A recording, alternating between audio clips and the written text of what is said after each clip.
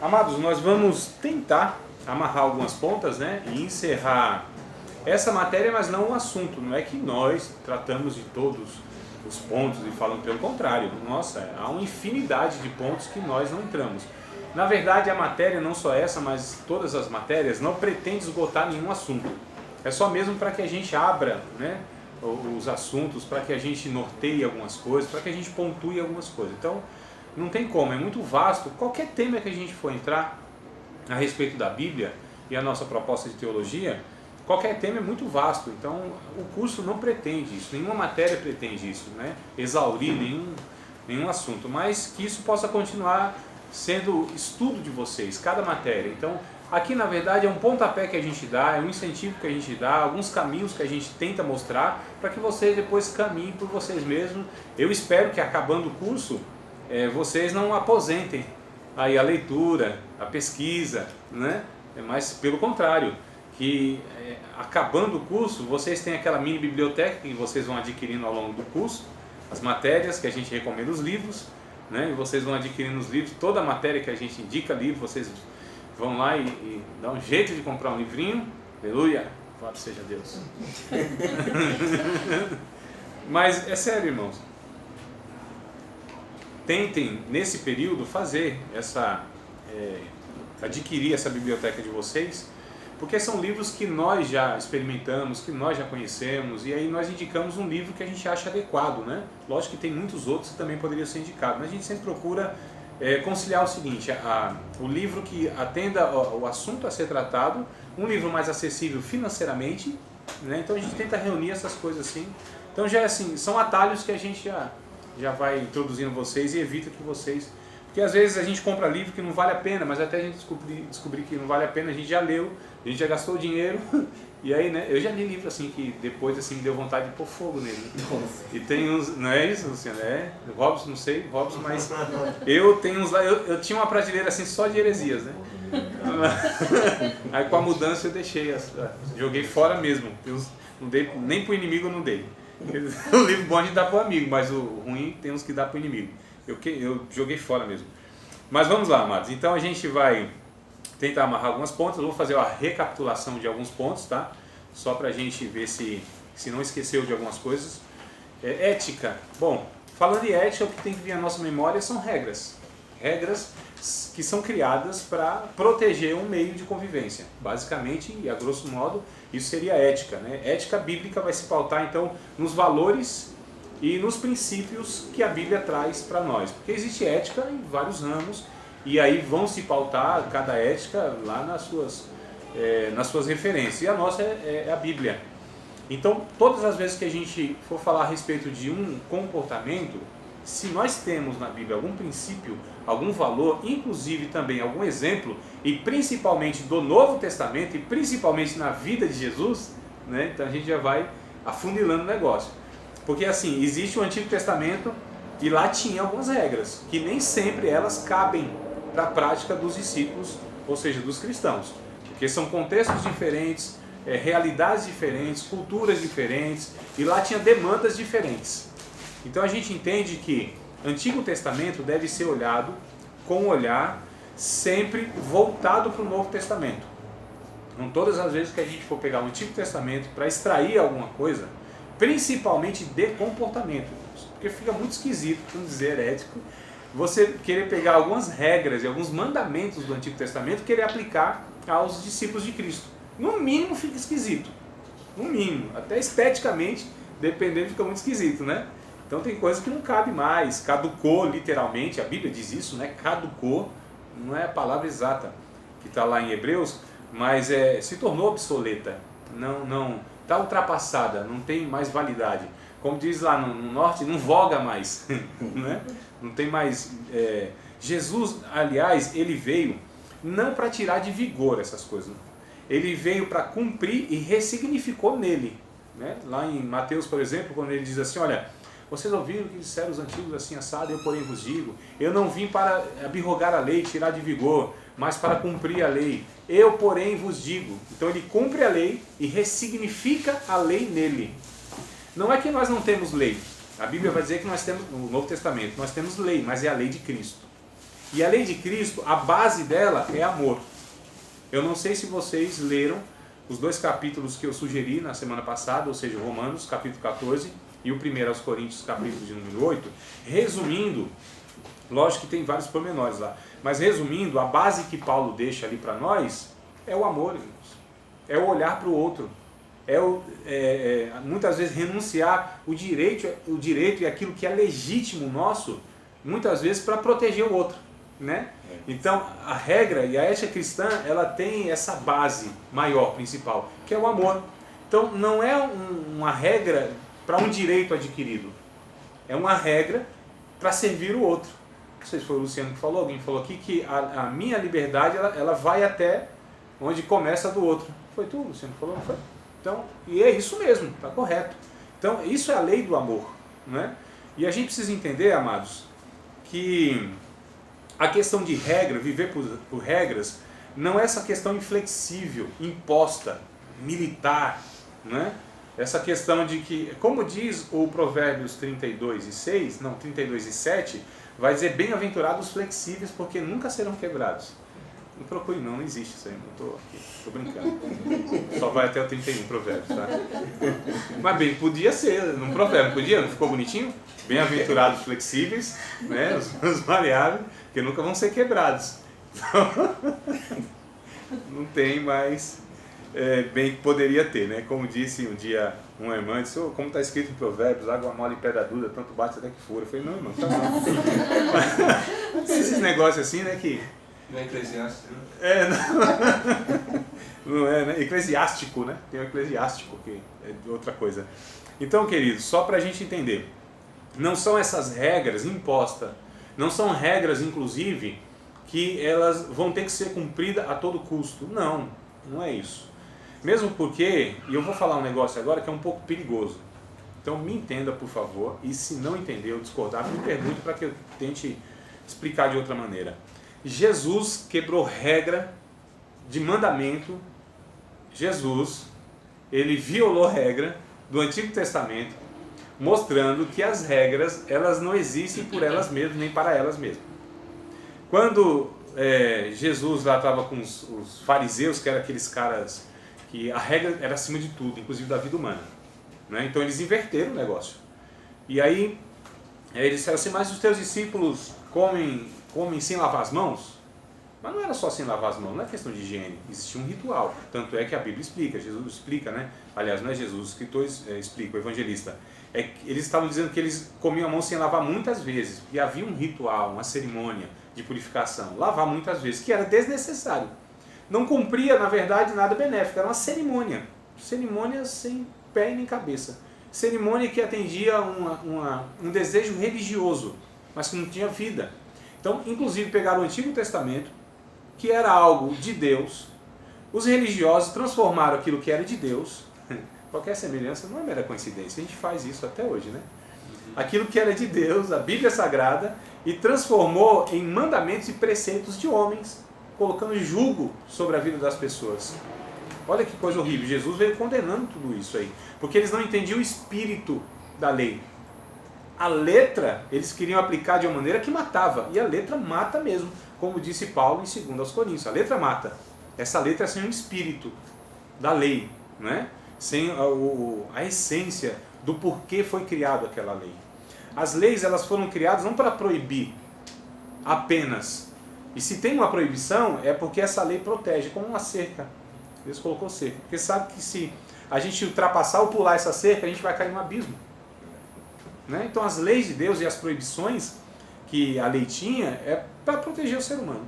E todas as leis pretendiam proteger a vida acima de tudo. E aí, amados, Jesus então ele vai dizendo, olha, nessa questão, acho que não foi nessa questão, acho que eu estou misturando versículos aqui. Mas a outra ocasião foi num sábado, é o sábado, quero pegar o sábado. E aí disseram, porque Jesus curou no sábado e tal, e disseram assim, rapaz, você não é profeta, não violando o sábado, aquela coisa toda. E Jesus disse assim, olha, vocês não leram o que fez Davi? Que no dia de sábado veio com seus homens, entrou no templo, comeu aquilo que não lhe era permitido. Então Jesus deixou claro que segundo a lei não era lícito eles comerem aquele pão que era destinado apenas aos sacerdotes. Mas o que Jesus está mostrando é que quando a lei ela desfavorece a vida, então a vida tem que ser preservada. Quer dizer, os caras iam ficar sem comer e iam morrer de inanição. É que os discípulos estavam comendo espigas, né? Isso, é. Que foi mais ou menos a comparação do alimento mesmo, né? Mas a questão é essa, e o espírito do negócio, Jesus, ele mostrou justamente isso. A lei, se não favorece a vida, o sábado, por exemplo. O sábado não foi criado, aliás, o homem não foi criado por causa do sábado. É o sábado que foi criado por causa do homem. Então essas regras, se elas não favorecem a vida, amados, então são regras que na verdade nós achamos que são regras de Deus, mas elas na verdade estão sendo usadas de uma maneira muito prejudicial à vida. E a finalidade da regra, ou das regras, via de regra, é proteger a vida. Então assim, eu não quero que vocês entendam que ética e o que a gente está falando é para a gente impor sobre os outros, ou mesmo a gente seguir de uma maneira tão rígida, dura, a ponto de a gente desconsiderar o espírito dessas coisas, não é? E sempre nesse entendimento, para proteger o outro. E o texto é muito interessante de 2 Timóteo, capítulo de número 4, quero ler com vocês, porque na aula passada eu tentei falar para vocês sobre a questão da ética pessoal. Não foi? A gente falou sempre no coletivo, aquela coisa toda, mas trazer agora para a ética pessoal. Então eu quero dar continuidade da semana passada sobre esse ponto, ética pessoal, aquilo que concerne a mim, porque muitas vezes nós temos aí esse defeitozinho. Eu não falo de diminutivo assim, porque a gente quer mascarar alguma coisa, né? E tem um defeitozinho, um pecadozinho, que é sempre de julgar os outros por essas regras, né? A gente precisa ter cuidado de nós.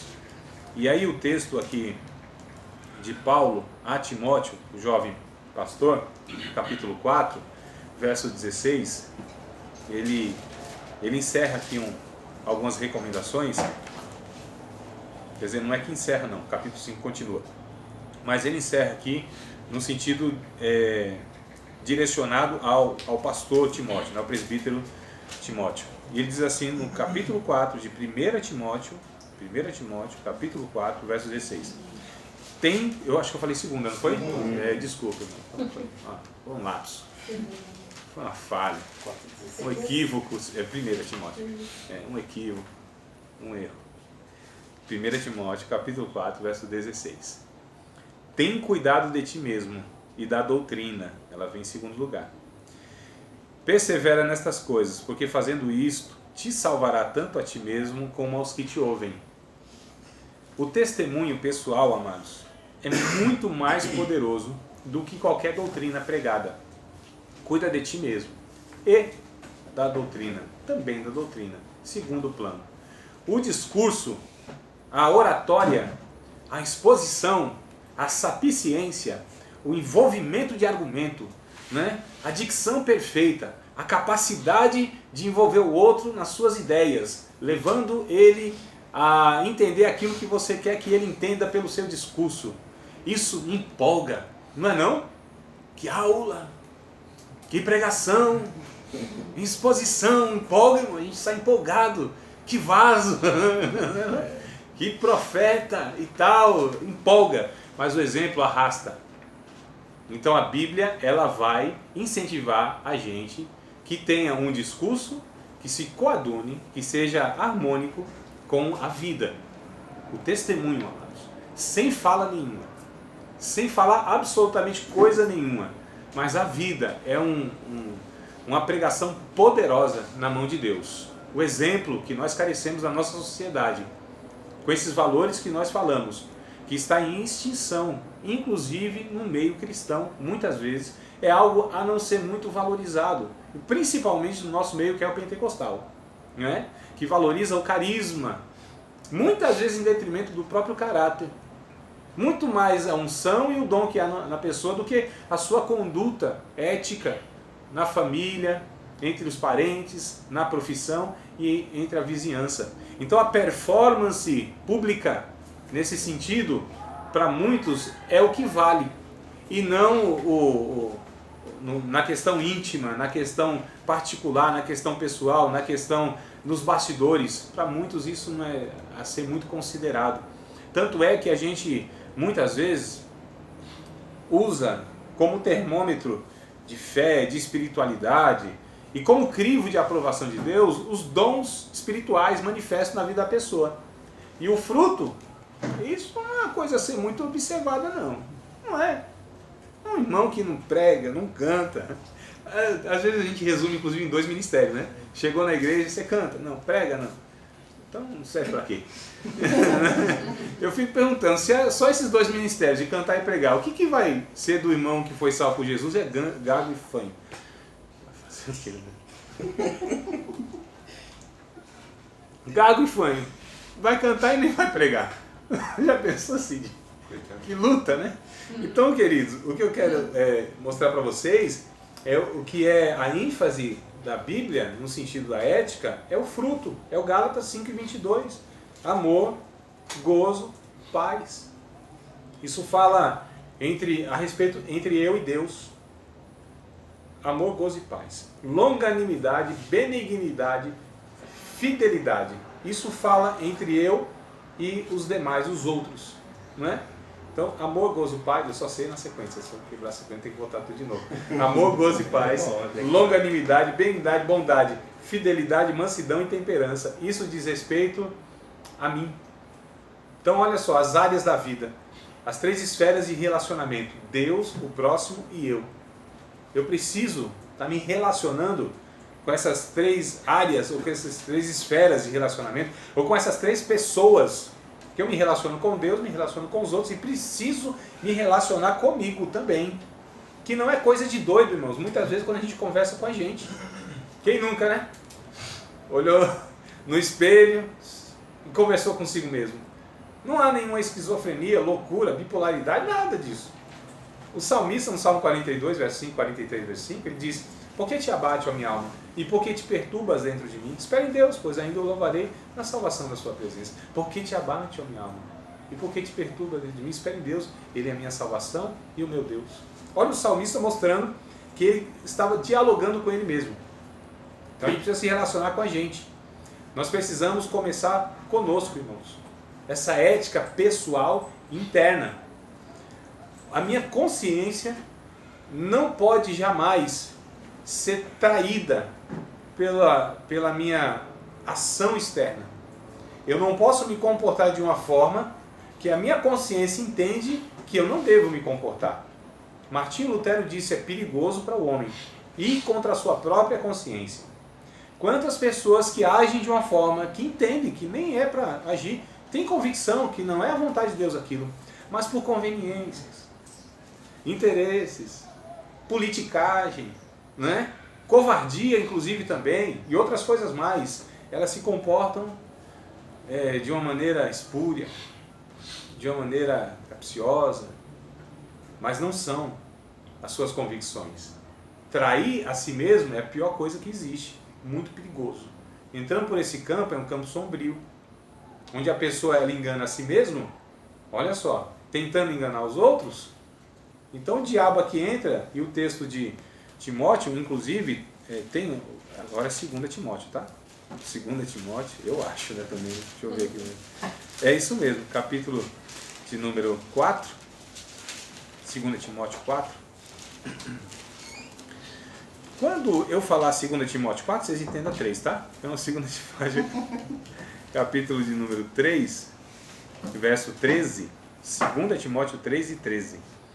Mas os homens maus e enganadores irão de mal para pior, enganando e sendo enganados. Olha que coisa perigosa, amados.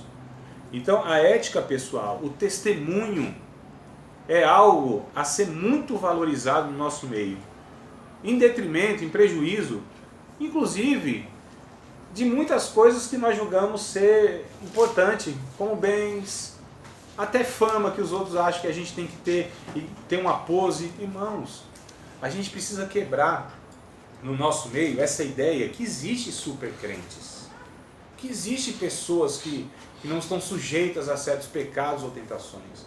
Não, amados, não. A gente precisa quebrar essa questão, né? Então, o testemunho de humildade, Eu achei muito interessante. Nós vamos ter um seminário de missões urbanas na semana que vem, se Deus quiser.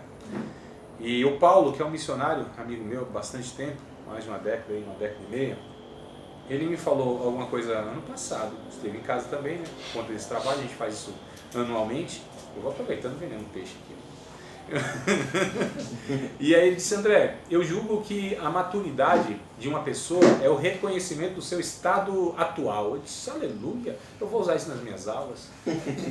O povo pensa que eu sei um bocado de coisa, nada, eu vou vir de um tal junto e faço aula.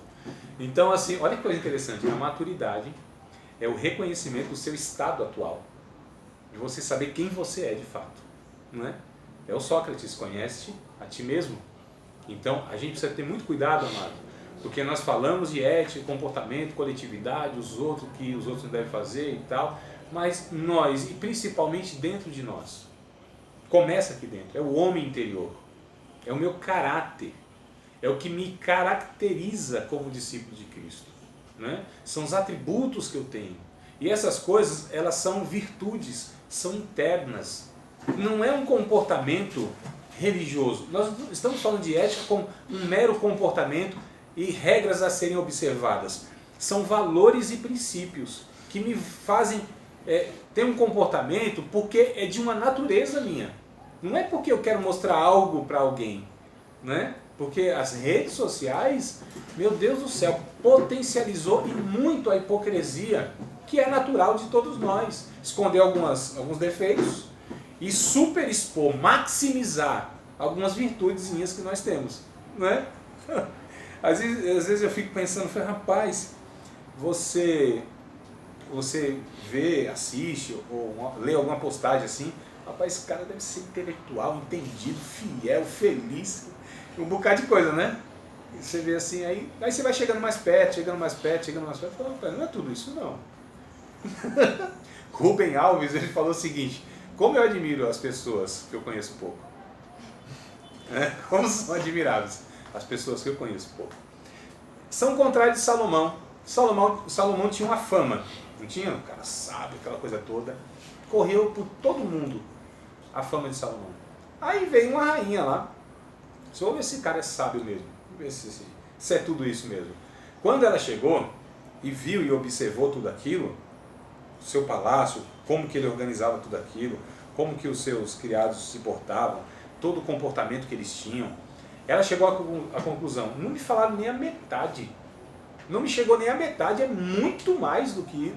Ele é muito mais pessoalmente do que a fama que ele tem. Olha, parece que é o contrário hoje, né? As pessoas têm uma fama enorme, quando chega é muito menor do que essa fama. Verdade. Não é, amados? Então nós precisamos entender que nós não estamos aqui falando que nós temos que se comportar dessa forma, sem ser. Não é o fazer, é o ser, irmãos. É o ser, é a natureza. São as virtudes, são os valores, é o Espírito de Deus. É esses gomos aí do fruto. A gente está falando que tem que haver em nós, né? Se eu faço alguma coisa e aquilo